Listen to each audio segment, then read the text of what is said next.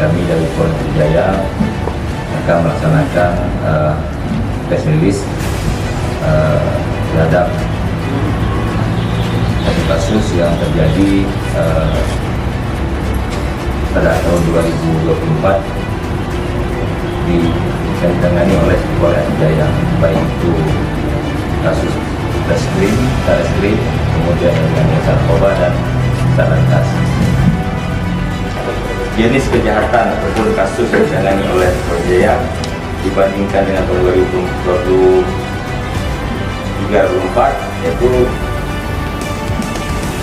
kasus penganiayaan ya pada tahun 2023 berjumlah kasus, itu ranking pertama. Kemudian surat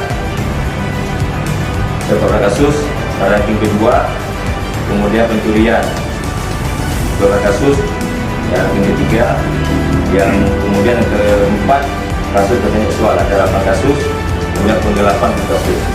Pada tahun 2024 yang paling menonjol itu kasus perjudian, yaitu ada 9 kasus, kemudian pencurian biasa 7 kasus, penipuan perbuatan curang ada 6 kasus, penganiayaan 6 kasus, dan pencabulan 6 kasus.